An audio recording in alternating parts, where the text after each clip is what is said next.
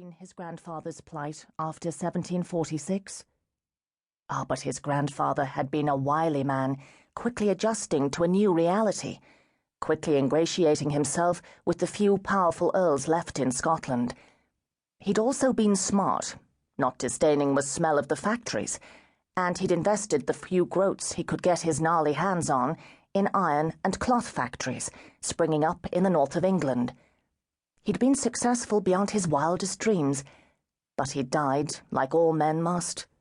Luckily for him, he died old and quite pleased with himself, not realizing that his son was a rotter and would bring Vere Castle back to its knees.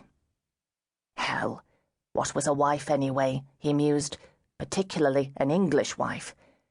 He could, if he wished, simply lock her in one of the musty rooms and toss away the key.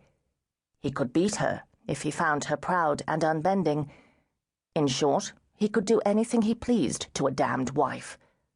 Perhaps he would be lucky, and she would be as malleable as a sheep, as witless as a cow, as bland as the castle goats, who were at their happiest chewing on old boots. Whatever she would be, he would deal with it. He had no choice. Colin Kinross, 7th Earl of Ashburnham, strode from the study room at the top of the North Tower. The next morning he was on his way to London to find a bride with a dowry as great as Aladdin's treasure. Chapter 1. London, 1807. Sinjun saw him the first time on a Wednesday night in the middle of May, at a rout given by the Duke and Duchess of Portmain. He was a good 30 feet from her, across the massive ballroom, partially obscured by a lush palm tree, but it didn't matter. She saw him quite clearly enough, and she couldn't look away.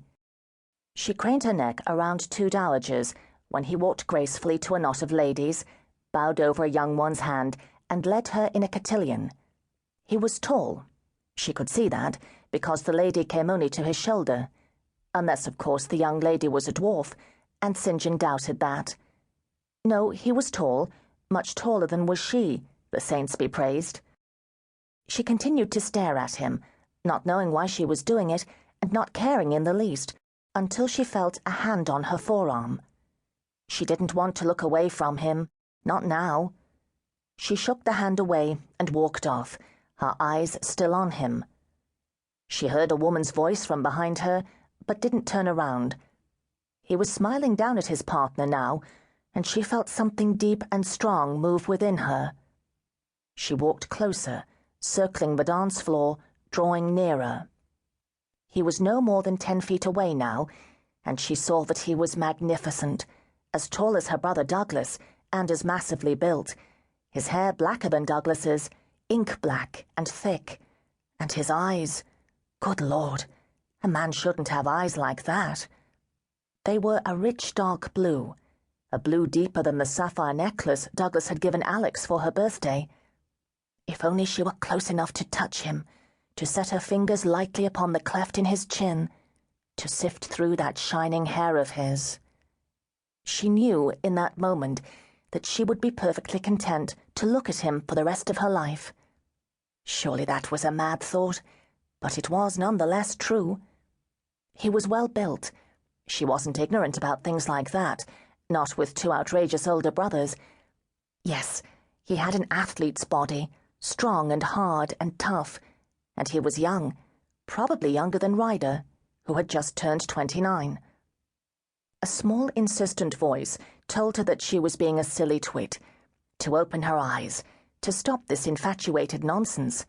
For after all, he was just a man like any other man, and in all good likelihood he was cursed with a troll's character to go along with his magnificent looks. That, or worse. He was a complete bore, or had no brain worth speaking of, or he had rotted teeth. But no, that wasn't true, for he just threw his head back and laughed deeply, showing beautiful, even, white teeth. But no, that wasn't true, for he just threw his head back and laughed deeply, showing beautiful, even, white teeth. And indeed, that laugh bespoke great intelligence to her discerning brain, a rich, deep laugh, just like his eyes, and weren't they intelligent?